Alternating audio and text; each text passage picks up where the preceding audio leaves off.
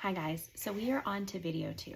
Now, I am not going to take a chronological approach when talking about Christ. Just like with the first video in wanting to talk about the golden rule, talking about the commandment Jesus gave us, there's certain concepts and ideas from Christ that I want us to have as we go through this. Because ultimately, this is the most important part, right? Understanding what Jesus' expectations are, understanding who we are to God. That's really what I want to bring forth through these videos, okay? So we are actually going to talk about John 4. The Gospel of John is the final one that was written, and it is, we call the first 3 Gospels the Synoptics because Matthew, Mark, and Luke are very similar. And then John is, while it holds some of the same stories, it's different too. It's my favorite Gospel, and it very much so has this theme of Jesus doing something that's like super lofty, very eschatological, which just essentially means like it has to do with overall salvation, the end, like what comes after this. Meanwhile, while he's spouting off all of this very high knowledge, I guess, or heart knowledge, we're all down here on earth, and everyone in the gospel is just like, I don't get it. That's the theme. So basically, Jesus like people, I don't understand what you're talking about. So we're going to continue with that. But this story in John chapter 4 is about Jesus meeting the Samaritan woman at the well. So to kind of set the vibe as to what's happening right now is Jesus is creating disciples of people. The apostles are baptizing people. John is baptizing people, and it's getting attention. Okay, so the Pharisees, which is, we're going to talk about them. I think I have it. We're going to talk about who the Pharisees are in the next video. So I won't go in depth now. But the Pharisees are noting this, and this is going to mean some trouble for Jesus overall. This is ultimately what's going to lead to his death. Jesus, though, however, knows that the Pharisees are watching what's happening, and it's not time for the conflict yet. It's not time for the crucifixion yet. So he leaves. Now, to kind of give you a little geography, so look at Palestine as like 120 miles running up and down, okay? So Jesus, the Jews in general are either in, which one's north? Galilee's north. So here's Galilee, here's Judea, and in the center is Samaria. So Jesus is, he's traveling. He is moving from Judea up to Galilee. He travels through Samaria. Now in Samaria, that is where Jacob's well is. And, in the Old Testament, one of the things with this well is that everyone meets their woman at a well. Okay, you read the Old Testament, it's like, oh, you need a wife? Well, Moses meets Sephora at the well. Rachel, who marries Jacob, is met at a well. Rebecca, who married Isaac, is met at a well. You want a wife, go to a well, basically, okay? And just like we talked about typology in the last set of videos, we get that again. So whereas the men in the Old Testament are meeting women at the well who are these, appropriate women, they're marryable, okay? Jesus also meets a woman at a well, and she is not wife material, but that's important. That's important to us. So anyway, so Jesus is traveling.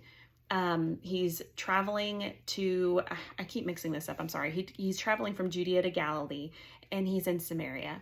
He's traveling with his apostles. So what happens is, as they're traveling, Jesus goes to the well, and Jacob's well it's like 100 feet deep. It's very, very deep. You have to have something to cast into the well to pull up water if you're going to get a drink. You can't just go to the well and expect to be able to scoop water out with your hands.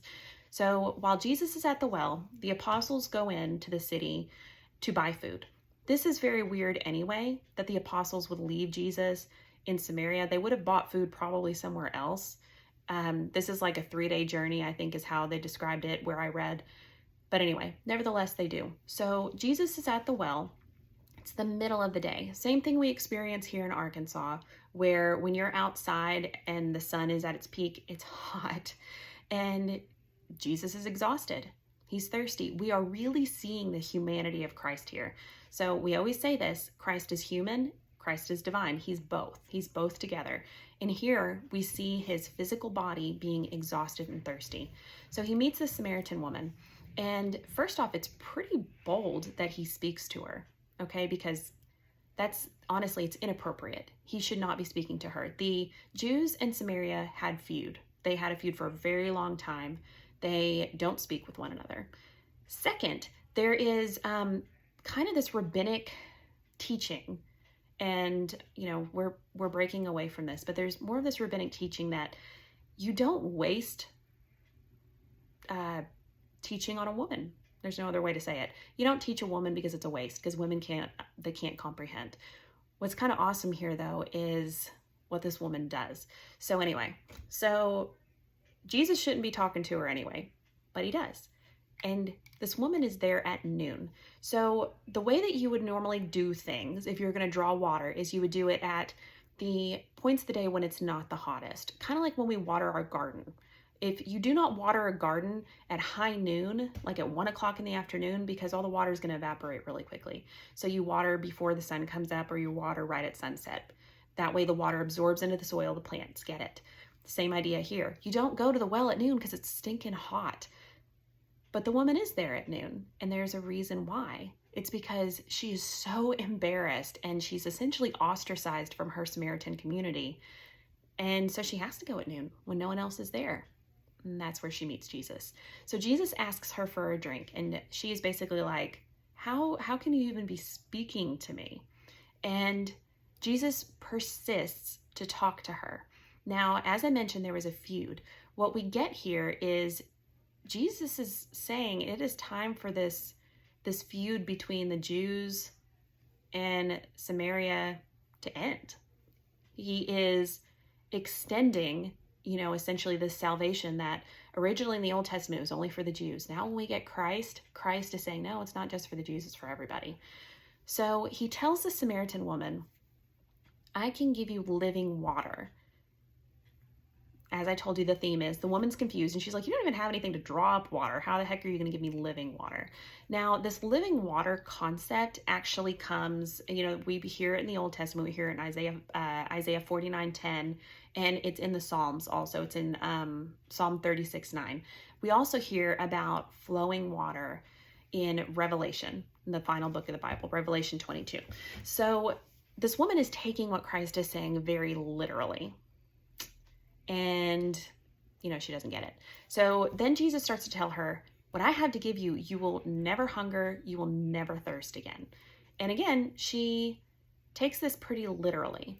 Now, this is something that every single one of us struggles with, because when we come to matters of faith, you have to have a little bit of faith. Faith is essentially your heart knowledge, this love knowledge, this, I sense it inside of me, I understand it. But when we try to think about it in this like epistemological sense, it becomes a little difficult. That just being like when we're trying to go at something with just using the knowledge that we have in our head, it doesn't always make sense. If we look at something like love isn't something that really mentally makes sense. It happens with our hearts, with our souls. That's when we fall in love with people. It's not like a knowledge where you're like, hi, I have made the decision. Granted, yes, in love, we do also have to make the decision to love people, but it isn't something you just decide like, I'm gonna eat a taco today, or I'm gonna fall in love today. It's not really, not how it works. When it comes to Christ, we have to engage that heart knowledge too. The woman does that, but she comes to Jesus in a very interesting way, because Jesus comes to her and he is saying, this is what I want to offer you. I want to offer you a life where you no longer hunger, you no longer thirst. But what is he saying here? Like, if Jesus met you at a well and he asked you for a drink, and then he starts telling you that he's actually the one that's going to give you this living water, are you going to understand what the heck he's talking about? Because that's hard. Essentially what we're hearing here, and this is going to tie in with Jesus when he is in the desert. This actually happened prior to the woman in the well, but we're going to talk about it later. Jesus is essentially saying your fulfillment in life will not come from earthly things. This is a huge, huge lesson to everyone, okay? Every single one of us needs to hear this, because all of us in some way seek to find happiness through earth, through creation, through creatures of this planet. We seek to find happiness there. What Jesus is telling this woman is, that's not where your happiness is going to come from. That's not where your fulfillment's going to come from. It's going to come from what I have to offer you. Now, the Samaritan woman in John 4:22-ish, around there, he is kind of telling this woman, the way that you have worshiped in the past has all been in vain. Because the way that they worshiped back then is you basically took a god, you took the aspects of a god that you liked, and then you omitted parts that you don't like. Spoiler, we do this too. We include God in certain aspects of our life, but then we remove him in other ones that we don't really want him seeing, we don't really want him knowing about. So we're like, oh, God's for Sunday and maybe a few holy days sprinkled in there, but he's not going to live in this aspect of my life. Jesus essentially tells this woman that, that's kind of what, not kind of, he's telling this woman, that's what you're doing. God is the fulfillment. God is the end goal. You are not going to find your happiness in things of this earth. Just like you guys will not find your happiness in having a new car, having the best cell phone, having a wildly well-paying job. Will you be comfortable? Yeah. Will you be fulfilled? Not necessarily. There's one place that we can get fulfillment. Okay. So, true worship is in relationship with God. It is when we allow God to be involved in every single part of us. This woman does this, okay? She has this realization who Jesus is. She has this realization of what Jesus was offering her, and immediately she goes out and starts telling people in Samaria. So at this point, what has happened is the apostles have come back, and they're trying to get Jesus to eat. They're like, you're hungry, you need to have something to eat. And Jesus is like, he starts to speak in this lofty language again, talking about how he's hungering for people's salvation, not for bread. Okay, so they basically scare off this woman. She runs and she starts telling everybody that she's met the Messiah. But something interesting happens. As Jesus has revealed to her, I already know that you have had multiple men, multiple husbands. Okay, he calls the woman out for how she's been living her life. But when Jesus enters into her life, she no longer feels ashamed for what she's done. Instead, her goal is not to hide what had made her feel ashamed, which is the whole reason she's at the well at noon anyway. She goes out and she starts telling people, he knew that I did this. He knew that this is how I was living my life. And she does not feel embarrassed. She simply wants to bring other people what she has. Okay. And so again, this is kind of a theme that we get through the book of John. And it's beautiful though, because as soon as this woman stops living just out of her head knowledge and opens up her heart, Jesus fulfills all those aspects of her life. And that is ultimately what each of us are being called to. Whether there's aspects of your life that you want to hide, you may not even have hit that point yet. Right now, hopefully you haven't had too much hurt or anything attached to you. But Jesus is meant to fill every single spot in our life. He is not meant to just touch on certain things, okay? He is meant to be fully present in every part of us. And with the apostles, here's this woman who has understood that she has been offered salvation. The apostles can only they're offering Jesus food. What Jesus is interested in is harvesting the whole world, every person, for God, okay? And a lot of times this is just not something that people understand about Jesus. So hold on to this message. What I want you to write about is, first, where was our typology lesson in this? So basically, how does this story relate to the Old Testament?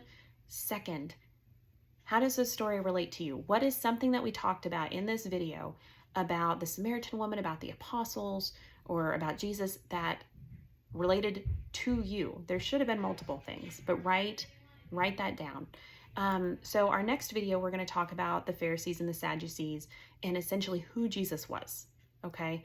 Love this next topic that we're going to go over. So I hope you enjoyed this video, and I will see you for video 3.